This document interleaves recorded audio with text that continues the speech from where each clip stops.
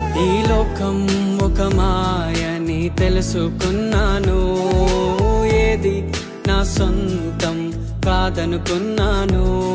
ఈ లోకం ఒక మాయని తెలుసుకున్నాను, ఏది నా సొంతం కాదనుకున్నాను. తప్పిపోయిన కుమారుని నేనైతే, నా కొరకై నిరీక్షించే తండ్రి నా యేసు.